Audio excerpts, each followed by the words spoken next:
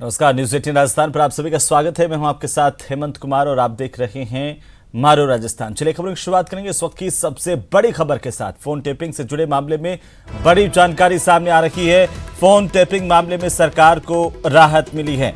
ADJ 3 अदालत ने revision याचिका खारिज की है। अधिवक्ता ओम प्रकाश सोलंकी की क्रिमिनल रिवीजन को खारिज कर दिया कोर्ट ने। परिवादी ने निचली अदालत के फैसले के खिलाफ रिवीजन पिटीशन दाखिल की थी। वहीं परिवाद में सीएम अशोक गहलोत पर भी आरोप लगाए गए थे। मंत्री महेश जोशी, सीएस राजीव स्वरूप, पूर्व डीजीपी भूपेंद्र सिंह पर भी आरोप लगे थे। तो बड़ी जानकारी है इस वक्त की। प्रदेश के बहुचर्चित फोन टैपिंग मामले से जुड़ी बड़ी खबर इस वक्त की। ज्यादा जानकारी के साथ हमारे संवाददाता सचिन कुमार फोन लाइन पर जुड़ चुके हैं। सचिन, क्या कुछ जानकारी इस पूरे मामले को लेकर इस वक्त आपके पास? देखिए हेमंत, जब राजस्थान में सियासी संकट आया था 2020 के अंदर, तब ये आरोप लगे थे गहलोत सरकार पर कि इन्होंने फोन टेपिंग कराई है। उसी को आधार बनाकर अधिवक्ता ओम प्रकाश सोलंकी ने एक परिवाद दायर किया था निचली कोर्ट के अंदर। वो परिवाद खारिज हो गया था। कोर्ट ने नहीं माना था कि वो परिवाद दायर नहीं कर सकते क्योंकि वो सीधे इफेक्ट नहीं है इस मामले में कहीं ना कहीं। ना ही सरकार ने कोई ऐसा काम किया है कि अपनी ही सरकार को अस्थिर करे। उसकी रिवीजन, उसको हम अपील भी कह सकते हैं, उसकी अपील जो है एडीजे कोर्ट में की गई थी, डीजे कोर्ट में की गई थी। उसका भी उस पर एक लंबी बहस हुई और उस पर फैसला सुरक्षित रख लिया गया था। आज फैसले का दिन मुकर्रर था और अब उस पर फैसला आ गया है और उस रिवीजन को यानी उस अपील को खारिज कर दिया, यानी जो निचली अदालत का फैसला है उसको सही माना है।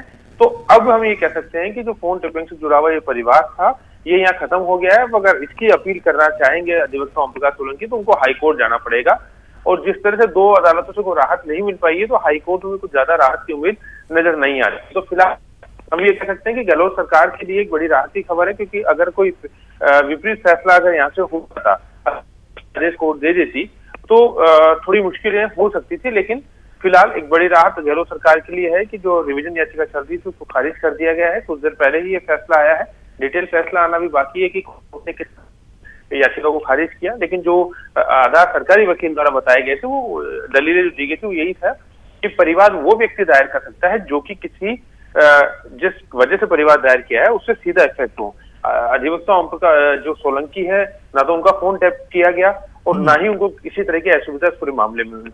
दूसरा तर्क सरकार की तरफ से दिया गया था कि मुख्यमंत्री अशोक गहलोत और तमाम मंत्री अपनी ही सरकार को अस्थिर करने की कोशिश क्यों करेंगे। ये जो उनका तर्क था कि फोन टैपिंग की गई, विधायकों को बाड़ेबंदी में रखा गया, तो सरकार को अस्थिर करने की कोशिश की, राजस्थान में सियासी संकट हुआ, इसका भी सरकार ने विरोध किया था। वो कहना था कि स्वयं अपनी सरकार को कोई भी मुख्यमंत्री या मंत्री अस्थिर करने का प्रयास नहीं करेगा। तो ये 2 महत्वपूर्ण। जी बिल्कुल सचिन, और इस पूरे मामले में जिस तरह के आरोप लगाए गए थे परिवाद के दौरान, खुद मुख्यमंत्री अशोक गहलोत पर, महेश जोशी उन पर भी, और तत्कालीन जो सीएस राजीव स्वरूप थे उन पर भी, साथ ही डीजीपी भूपेंद्र सिंह को लेकर के भी, ओएसडी लोकेश शर्मा पर जिनके खिलाफ दिल्ली में मुकदमा दर्ज किया हुआ है गजेंद्र सिंह शेखावत की ओर से, उन पर भी आरोप थे। तो क्या माना जाए कि इस पूरे मामले में एक बड़ी राहत इन सब के लिए है? हाँ देखिए, मुश्किलें तो थी नहीं पहले से भी, लेकिन मुश्किलें बढ़ सकती थी। अब वो रास्ता बिल्कुल साफ हो गया है, क्योंकि निचली अदालत ने अगर कोई इनके खिलाफ फैसला दे दिया होता और आज उस पर रोक लगी होती तो बड़ी राहत कह सकते थे। लेकिन ये बात बिल्कुल सही है कि अगर आज कोई ऐसा फैसला आ जाता, पुलिस को जांच दे दी जाती, मामला दर्ज करने के आदेश दे दी जाते, जैसा कि परिवार में बोला गया था कि या तो कोर्ट स्वयं जांच करे या फिर जो है पुलिस को एफआईआर दर्ज करने के लिए कहें, क्योंकि इसमें कहा गया था कि जो गोपनीय एफआईआर होती है उनको सार्वजनिक नहीं किया जा सकता। प्रेस कॉन्फ्रेंस बुला के इसको सार्वजनिक किया और फिर उसको आधार बना के महेश जोशी एसओजी में चले गए। तो इससे राजस्थान में अस्थिरता फैली। 18 विधायक गुड़गांव चले गए, वो अलग हो गए, उन पर दबाव बनाया गया। तो तमाम तरह की बातों को उठाए कहते हैं कोर्ट ने इस बात को नहीं माना है, तो सरकार के उस तर्क को माना है कि जो परिवादी है वही परिवार दायर कर सकता है जो सीधे तौर पे इफेक्ट हो। हालांकि देखिए अभी कोर्ट का विस्तृत फैसला आना बाकी है, अभी केवल प्रोनाउंसमेंट ऑफ जजमेंट। बिल्कुल सचिन, चलिए बहुत शुक्रिया तमाम जानकारी के लिए। लगातार नजर बनाए हुए हैं, अपडेट हम आपसे लेते रहेंगे।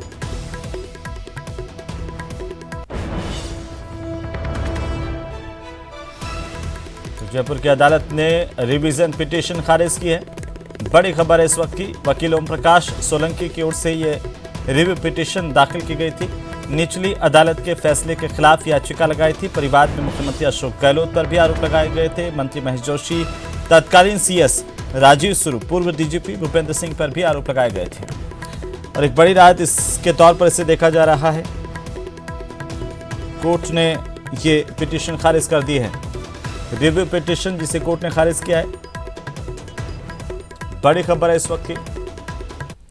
तो चलिए आगे बढ़ेंगे और इसी बीच जोधपुर से बड़ी खबर, जहां पर 8 मई तक कर्फ्यू को बढ़ाया गया है। सुबह 8 बजे से लेकर के 12 बजे तक आज 4 घंटे की ढील दी गई थी। इंटरनेट सेवाओं पर पाबंदी बरकरार है और अब तक 200 से ज्यादा लोगों की गिरफ्तारी की गई है। जोधपुर हिंसा मामले को लेकर के पुलिस की तफ्तीश जारी है। एक तरफ जहां राजस्थान पुलिस की ओर से 6 सदस्यीय विशेष कमेटी का गठन किया गया है, वहीं दूसरी तरफ जोधपुर पुलिस भी लगातार जांच कर रही है। ज्यादा जानकारी के साथ हमारे सहयोगी रंजन दवे हमारे साथ जुड़ रहे हैं, तो सीधा हम जोधपुर का रुख करेंगे जहां पर रंजन मौजूद है। रंजन, आज 4 घंटे की ढील दी गई, किस तरह से जो माहौल जोधपुर में देखने को मिला, और खास बात यह कि अब लगातार देखिए पुलिस जो है शांतिपूर्ण माहौल के चलते ढील भी धीरे धीरे बढ़ा रही है।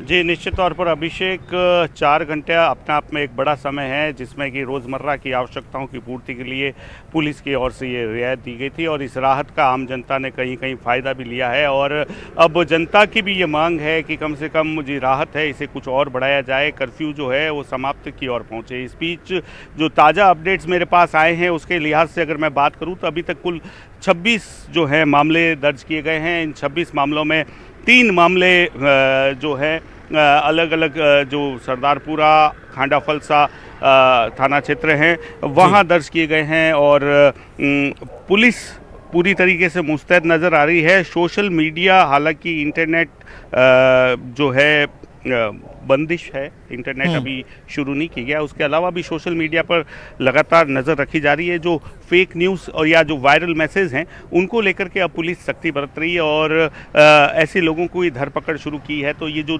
नए जो मामले 3 मामले दर्ज किए गए हैं, यह सोशल मीडिया और फेक न्यूज़ से संबंधित जो मामले हैं उनके लिए दर्ज किए गए हैं और उनके बाद में अब उस पर कहीं ना कहीं पुलिस सख्ती करती नज़र आएगी, उन लोगों की धरपकड़ भी की जाएगी। तो कुल मिलाकर के अभी तक की जो स्थिति है शांतिपूर्ण है। जिस दिन से ये घटनाक्रम हुआ था उसके बाद में कोई किसी तरीके से कोई अनहोनी नहीं हुई है, कोई अप्रिय घटना नहीं हुई है। कर्फ्यू में लोगों ने अपनी आवश्यकताओं की पूर्ति ज़रूर की है। उसके बाद में राहत भरी बात यह है कि कर्फ्यू अभी 12 बजे तक का जो समय था उसके बाद में करीब करीब शांति है, लोग अपने घरों की ओर लौट चुके हैं। क्योंकि जो बीते दिन जो पूरा घटनाक्रम हुआ था उसको देखते हुए यही उम्मीद की जा रही थी कि जो ये कर्फ्यू से ढील है वो जारी रहनी चाहिए, कर्फ्यू समाप्त होना चाहिए और आम जनजीवन की ओर लोग पहुँचे तो यह एक सुविधा रहेगी। क्या कहेंगे आप इस पूरे को?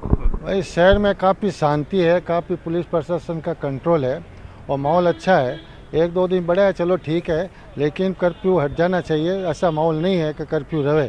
पब्लिक को अब तकलीफ होगी, पब्लिक को अब समस्या हो जाएगी ज़्यादा कर्फ्यू रहेगा तो। जी, लोग अपनी समस्या की बात कर रहे हैं। हालांकि शांति के लिए जोधपुर के सर्वधर्म संभाव की ओर से भी एक अपील जारी की गई थी। सभी धर्म गुरुओं और सामाजिक क्षेत्रों से जुड़े लोगों ने भी ये अपील की थी। उसको लेकर के लगातार ये प्रयास जारी है कि अब शांति और सौहार्द का जो है माहौल पुनः स्थापित है।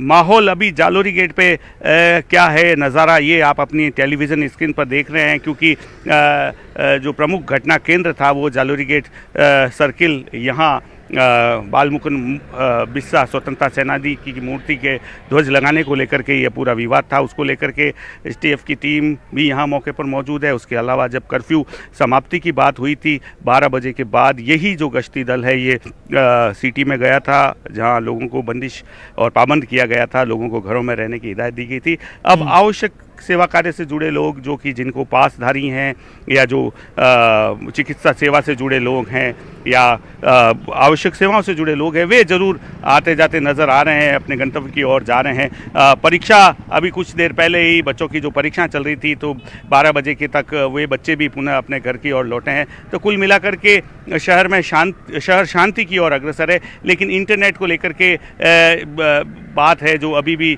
यथावत है, बार बार ये अपील की जा रही है। उसके अलावा जो चिरंजीवी योजना है उसमें अंतिम तिथि नज़दीक है, उससे जोधपुर के जो लोग हैं वंचित हैं। परीक्षाओं के लिए जो आवेदन करने की बात है, जी। तो जोधपुर में नेटबंदी के कारण वे लोग भी वंचित नजर आ रहे हैं। तो इस बात को लेकर के लगातार यह प्रयास किया जा रहा है कि या तो उन्हें कुछ एडिशनल व्यवस्था की जाए, जिससे कि जो लोग हैं अपने इंटरनेट सेवाओं से जुड़े जो काम है और जो आवश्यक काम है, जो बिल्कुल जिससे कि रंजन, सरकार अब की कोशिश योजनाओं यही में है अपना कि नाम जैसे जैसे ये समय बीतता है और लगातार शांति को लेकर के पुलिस प्रशासन आश्वस्त होता है, तो तमाम तरह के बैरियर जो हैं वो हटाए जाएं और जल्द से जल्द जो पूरा जनजीवन यहाँ पर प्रभावित हुआ है वो सुचारू हो सके। बहरहाल बहुत शुक्रिया तमाम जानकारी के लिए, लगातार अपडेट हम आपसे लेते रहेंगे। तो जोधपुर में अभी शांति है और जोधपुर में हुए सांप्रदायिक तनाव के बाद कर्फ्यू लागू और इसी बीच धर्मगुरुओं की ओर से लोगों से शांति और सद्भाव बनाए रखने की अपील की गई है। मुस्लिम समाज के धर्मगुरु मुफ्ती शेर मोहम्मद खान रिजवी मुफ्ती ए आजम ने कहा है कि हम सभी को एक बार फिर से मिलकर के शांति के साथ रहना होगा। इसके अलावा ईसाई समाज के रेवरल जितेंद्र नाथ ने भी शांति और भाईचारा बनाए रखने का अनुरोध किया है। तो साथ ही अचलानंद गिरी महाराज ने कहा है कि मेरी यही कामना है कि जोधपुर वासी वसुदेव कुटुंबकम के सूत्र के साथ एक साथ मिलजुल करके रहें। सभी धर्मगुरुओं की ओर से लोगों से शांति की अपील की गई है। मुसलमान भाइयों से और हिंदू भाइयों से बड़े अदब के साथ दरखास्त करता हूं कि मैंने कल एक दरखास्त पेश की थी मुसलमान भाइयों से, जुमे की नमाज के ताल्लुक से, उस पर आप लोगों ने अमल किया। मैं बहुत आपका शुक्रगुजार हूं और आपके इस मोहब्बत का प्रशासन पर बहुत बड़ा असर हुआ कि आप लोगों ने घर पे नमाज पढ़ी, घर में इबादत की। इसका हमारे हाई कमान पर और प्रशासन पर बड़ा असर पड़ा है। धर्मात्मा सरल भाव की नगरी है, परंपरा शांति की नगरी है, भाईचारे की नगरी। हिंदू मुस्लिम हमारी दो आंखें हैं और आंखों में प्रेम से चलता आ रहा है खेत तक। अभी जो कल परसों अशांति तत्व हुआ है, सबको कहना है कि हमें इस भाव को वसुदेव कुटुंब समझकर को शांत करें एवं सबको लेके चलें, विरोध भावना चाहिए। आप सबसे अपील करना चाहता हूं, जोधपुर वासियों से, जो कुछ भी पिछले दिनों में हमारा यहाँ शांति को खराब करने का प्रयास कुछ लोगों के द्वारा किया गया, मैं निवेदन करता हूं कि आप सब जन शांति बनाए रखें, भाईचारा बनाए रखें। हम चाहे जिस भी धर्म को मानते हैं, जिस भी जगह पर रहते हैं, हम सब जोधपुर वासी हैं, एक दूसरे से हम प्रेम करें और जो भी हुआ है उसको भूलकर एक बार फिर जोधपुर की शांति को बहाल करने में सहयोग करें। 3 मई से जो जोधपुर का घटनाक्रम प्रारंभ हुआ और हम सभी आज कर्फ्यूग्रस्त क्षेत्रों में बैठे हैं, जोधपुर की जो अपनायत का एक मिसाल कायम करता है उसको शायद किसी की नज़र लग गई है। आप सभी, हम सभी मिलकर उस नज़र को उतारते हैं। आप सभी से मैं विनती करता हूँ, सभी हिल मिल कर रहें, सभी संप्रदाय एक दूसरे के साथ सद्भावना कायम करें। जोधपुर नगरी सूर्य नगरी एक शांति प्रिय नगरी है। इसमें सवेरे प्रभात में जैसी चीज़ों की चाह चाट होती है, उसी के साथ में जैसे यहाँ गुरु पूजन होता है, ये सब पूजन होता है। यहाँ हर बार इस नगरी में, सूर्य नगरी में कम से कम 15-20 जगह रामायण, भागवत और कथाएं, शुभ अवसर, शुभ कार्य किए जाते हैं। आज तक अपन जोधपुर में भाईचारा और सहयोग से, एक दूसरे के सहयोग से अपन काम करते आए हैं और एक दूसरे का त्यौहार, ईद हो चाहे धार्मिक पर्व हो, एक दूसरा अपन हिंदू मुसलमान साथ मनाते आए हैं और आज तक यही होता आया है और होता रहेगा। तो चलिए अगली खबर का रुख करेंगे। सांप्रदायिक घटनाओं की जांच के लिए विशेष टीम का गठन किया गया। एडीजी इंटेलिजेंस के नेतृत्व में 6 सदस्यीय विशेष जांच दल गठित किया गया है। ये जांच दल इन घटनाओं की जांच करेगा। डीजीपी एमएल लाठर ने इसे लेकर आदेश जारी किए हैं। अप्रैल मई में 3 जिलों में सांप्रदायिक घटनाएं हुई और इन घटनाओं की अब जांच होगी। करौली, भीलवाड़ा, जोधपुर शहर में एक के बाद एक सांप्रदायिक हिंसा की घटनाएं सामने आई। 1 महीने में ये जांच दल अपनी जांच पूरी कर पुलिस मुख्यालय को रिपोर्ट सौंपेगा। 6 सदस्यीय जांच दल का गठन किया गया है। राजस्थान पुलिस इसकी तह तक जाएगी कि आखिरकार इन सभी घटनाओं के पीछे क्या किसी तरह की साजिश थी, कौन कौन लोग थे जिन्होंने इस तरह की घटनाओं को उकसाया। तो सांप्रदायिक घटनाओं की जांच करने का फैसला किया गया है। इसे लेकर एसआईटी का गठन हुआ है। 1 महीने में यह एसआईटी अपनी रिपोर्ट सौंपेगी। 1 महीने की जांच के बाद एसआईटी की ओर से रिपोर्ट सौंपी जाएगी। पुलिस मुख्यालय को रिपोर्ट सौंपी जाएगी। आपको बता दें कि लगातार इस तरह की घटनाएं एक के बाद एक सामने आना चिंताजनक है और इसी लेकर के अब सख्त कदम उठाए जा रहे हैं। पुलिस प्रशासन की ओर से विशेष टीम का गठन किया गया है।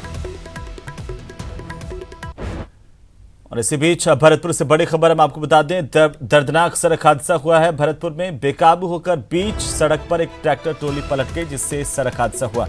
ट्रैक्टर ट्रॉली में सवार 12 से ज्यादा यात्रियों के घायल होने की खबर है। घायलों को अस्पताल में भर्ती करवाया गया। पाई गांव से कामा जा रहे थे सभी लोग और इसी दौरान ये हादसा हुआ। बड़ी खबर इस वक्त की, बेकाबू होकर बीच सड़क पर ट्रैक्टर ट्रॉली पलटी है। ट्रैक्टर ट्रॉली के पलटने से उसमें सवार 12 से ज्यादा यात्रियों के घायल होने की खबर है और घायलों को अस्पताल में भर्ती करवाया गया। पाई गांव से ये कामा जा रहे थे और कामा जुरहरा रोड पर बड़ाकली के पास की घटना बताई जा रही है। बड़ाकली के पास की इस घटना में कई लोगों के घायल होने की खबर है। कुल 12 लोग घायल हुए हैं। 12 से ज्यादा यात्रियों के घायल होने की जानकारी सामने आ रही है। उधर जयपुर में ब्लैकमेलर गैंग का पर्दाफाश किया गया है। अश्लील वीडियो बनाकर के लोगों को ब्लैकमेल करते थे। इस गैंग में शामिल दंपति समेत 3 लोगों की गिरफ्तारी हुई है। बड़ी खबर राजधानी जयपुर से एक ऐसी गैंग का खुलासा हुआ है जो अश्लील वीडियो बनाकर के पहले ब्लैकमेल करती थी, उसके बाद पैसे ऐंठती थी। गैंग में शामिल दंपति समेत 3 लोगों की गिरफ्तारी पुलिस की ओर से की गई है। आरोपियों से बोलेरो और मोबाइल भी बरामद किया गया। फिजियोथेरेपी करने के बहाने ये वीडियो बनाते थे। जयपुर के कई इलाकों में वारदात को अंजाम देते थे और फिलहाल जो जानकारी सामने आ रही है, इस गैंग के 3 लोगों की गिरफ्तारी हुई है। अश्लील वीडियो बनाकर के ब्लैकमेलिंग करने वाली गैंग का खुलासा हुआ है। जयपुर पुलिस को बड़ी कामयाबी मिली है। इस गैंग में एक दंपति समेत 3 लोग शामिल थे जो गिरफ्तार किए गए हैं।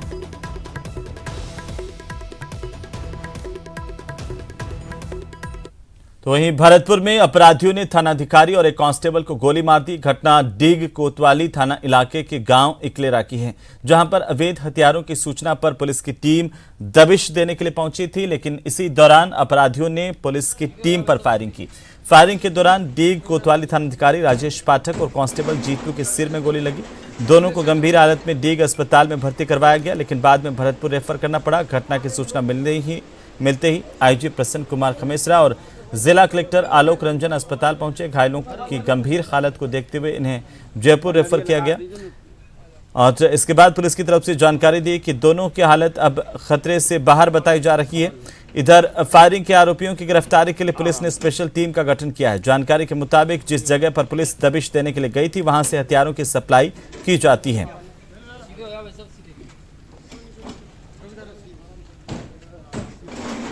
आज की घटना में जो घायल हमारे सीआई डीग हैं राजेश पाठक और कांस्टेबल जितेंद्र जो हैं, इन दोनों को अभी रिफ़र किया है। दोनों की तबीयत अभी ठीक है। यहाँ प्राइमरी ट्रीटमेंट कर दिया गया है, सीटी स्कैन किया गया है, बट फिर भी एहतियातन इनको एसएमएस जयपुर रवाना किया गया है। डीग कोतवाली थाना क्षेत्र के गांव इकलेरा में अवैध हथियारों की सूचना पर दबिश देने गई पुलिस के द्वारा जो अपराधी थे उनके द्वारा हमला किया गया और उसमें जो पुलिस निरीक्षक हैं वो घायल हुए और एक जो कांस्टेबल हैं जीतू नामक वो घायल हुए। अब उनको जो है जयपुर के लिए रेफ़र किया जा रहा है। फिलहाल जो भरतपुर में एक निजी अस्पताल में उनका इलाज किया गया और उसके बाद जो है अब उनको भरतपुर रेफ़र किया जाए। पुलिस के उच्च अधिकारी जो हैं वो भी यहाँ पर पहुँचे। आईजी प्रसन्न कुमार खमेसरा हैं वो यहाँ पर पहुँचे। जिला कलेक्टर आलोक रंजन भी यहाँ पर पहुँचे और उन्होंने जो है इनसे कुशल क्षेम फिलहाल जो पुलिस अधीक्षक हैं श्याम सिंह बिश्नोई वो घटना स्थल पर गए हैं और घटना स्थल पर जो है आरोपियों की तलाश की जा रही है। जल्द ही जो है आरोपियों को गिरफ्तार किया जाएगा। फिलहाल इनको जो है जयपुर के लिए रेफर किया जाएगा। तस्वीरें आप देख सकते हैं कि किस तरह से जो है वो है घायल हुए हैं और घायल जो है गोली जो है उनके सर में लगी है और एक जो है पीछे के हिस्से में लगी है और ये जो है तस्वीरें आप सीधी देख सकते हैं कि किस तरह से जो अपराधियों द्वारा जो है हमला किया गया और उसमें जो है दोनों जो है ये घायल हुए हैं। फिलहाल इनको जो है जयपुर के लिए रेफर किया जाए। पुलिस के जो तमाम अधिकारी हैं वो यहाँ पर मौजूद हैं और अब जो है इनको जो है जयपुर रेफर के लिए किया जा रहा है और जो इनके जो परिजन हैं वो भी मौके पर पहुंच चुके हैं और उनको जो है पूरी घटना बताई गई है। पुलिस का कहना है कि जल्द ही जो अपराधी हैं उनको गिरफ्तार कर लिया जाएगा और अपराधियों के खिलाफ जो है कड़ी कार्रवाई की जाएगी। कहीं ना कहीं कहा जा सकता है कि अपराधियों के हौसले किस कदर से बुलंद है कि जब पुलिस कार्रवाई के लिए जाती है तो पुलिस पर जो है हमला कर दिया जाता है। ऐसी घटनाएं तमाम जो है देखने को मिलती हैं। जो आरोपी बताया जा रहा है सुनहरी, उसके द्वारा पहले भी कई घटनाओं को जो है अंजाम दिया गया और ऐसे में पुलिस का कहना है कि उसके खिलाफ एक कड़ी कार्रवाई की जाएगी। फिलहाल इनको जो है जयपुर के लिए रेफर किया जा रहा है और तमाम जो पुलिस के अधिकारी हैं वो यहाँ पर मौजूद हैं और उनका कहना है कि पुलिस के जो घायल जो अधिकारी हैं और जो कांस्टेबल हैं उनका जो है सही ढंग से इलाज किया जाएगा और इनको जो है एसएमएस अस्पताल में भर्ती कराया जाएगा। कैमरा पर्सन दिलीप के साथ दीपक पुरी, न्यूज़ 18 भरतपुर। तो वहीं सवाई माधोपुर के गंगापुर सिटी के उदय मोड़ थाना इलाके के उस्मान कॉलोनी में मामूली सी बात को लेकर के दो गुटों में आपस में विवाद हुआ और यह विवाद इतना बढ़ गया कि दोनों गुटों के बीच पथराव हो गया, जिसके चलते मोहल्ले में अफरा तफरी का माहौल रहा और लोग जान बचाने के लिए अपने अपने मकानों में जा घुसे। पथराव की सूचना पर उदय मोड़ थाना पुलिस घटनास्थल पर पहुंची और बमुश्किल मामले को शांत करवाया। हालांकि पथराव में किसी के घायल होने की खबर नहीं है। वहीं अभी तक दोनों गुटों में से किसी भी गुट की ओर से थाने में मुकदमा दर्ज नहीं किया गया है। ये घटना सोमवार की बताई जा रही है, जिसका वीडियो वायरल हो रहा है और पुलिस अब इस पूरे मामले को लेकर नजर बनाए हुए हैं।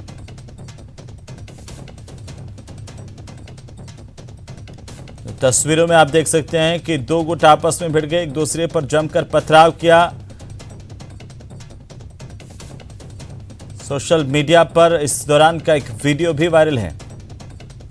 पथराव की सूचना जैसे ही पुलिस को मिली, हाँ तो बच्चे तंग करते हैं और फिर वहाँ तंग करके यहाँ आते हैं। हमने बुलावे कि तुम घर चलो, ये गए नमाज पढ़े और बान गेट खुलवाए। जब मैंने कुंडी खोली तो बान कही खालू जी खाएं, मैंने भी नमाज पढ़े नहीं आए, आ गए मैं नहीं आए, तो तुम चलो, तो मैं नहीं चलूँ।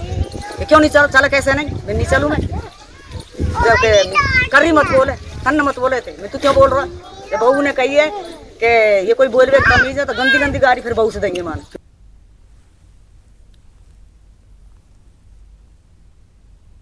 तो इस घटना को लेकर सोशल मीडिया पर एक वीडियो वायरल हुआ है। चलिए आगे बढ़ेंगे। अजमेर के नौसर घाटी क्षेत्र में दो गुटों में आपस में झगड़ा हुआ। झगड़े में एक पुलिसकर्मी और एक युवक घायल हुआ है। दोनों घायलों को इलाज के लिए निजी अस्पताल ले जाया गया, जहां पर उपचार के बाद दोनों को छुट्टी दे दी गई।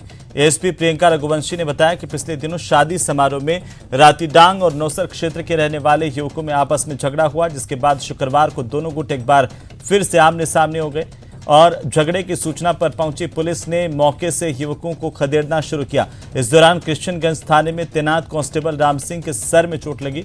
साथ ही झगड़े के दौरान एक युवक को भी सिर में चोट आई है। इस घटना के बाद कुछ युवकों को हिरासत में लेकर पूछताछ की जा रही है।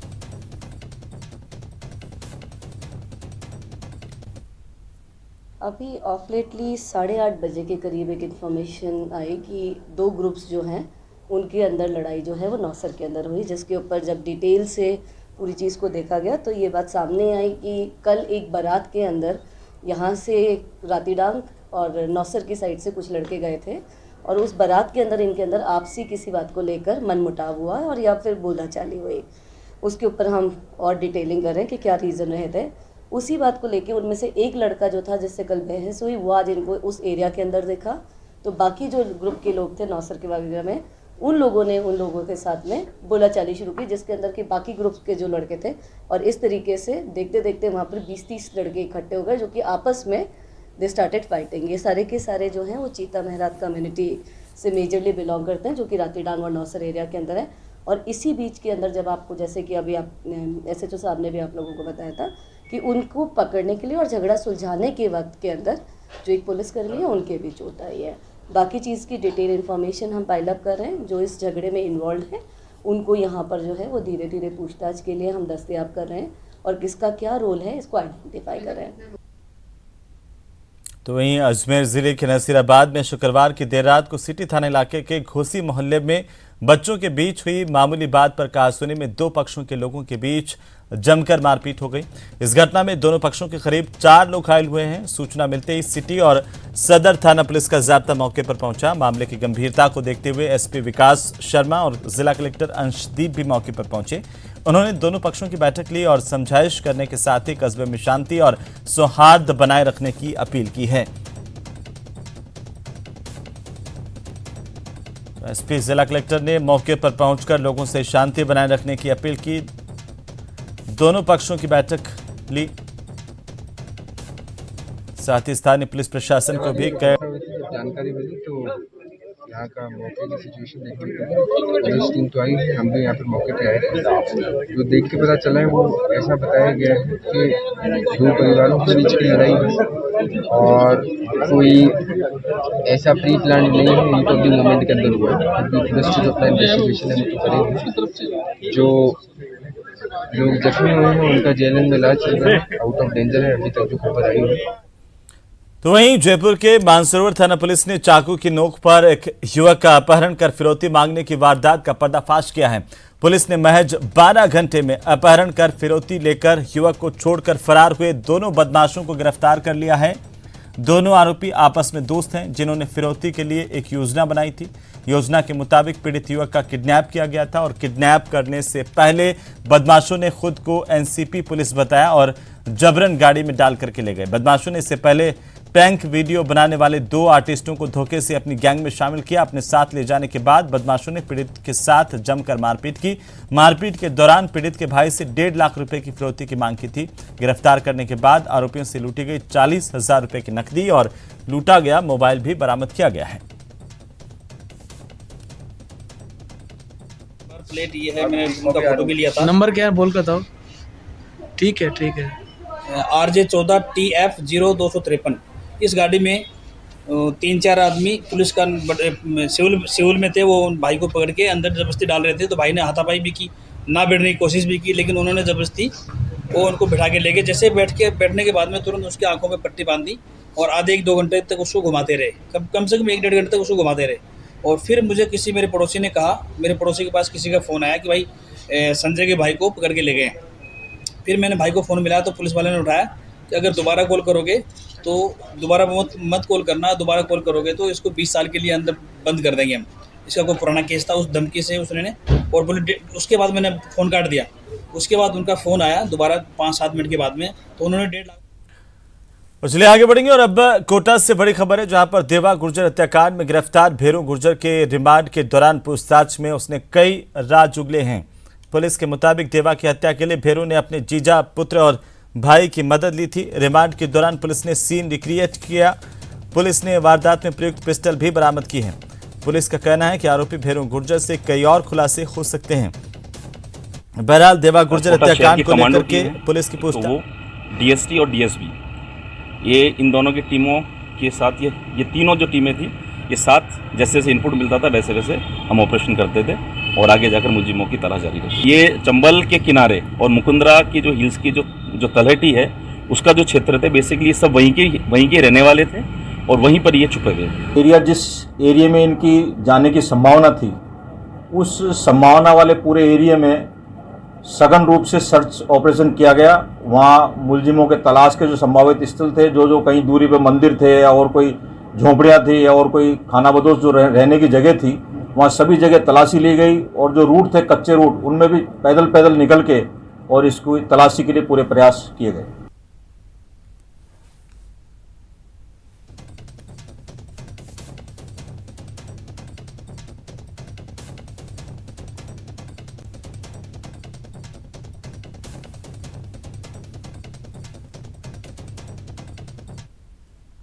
तो चलिए अभी खबरें और भी हैं, लेकिन फिलहाल वक्त तो चला एक छोटे से ब्रेक का। ब्रेक के बाद बात करेंगे CHA के आंदोलन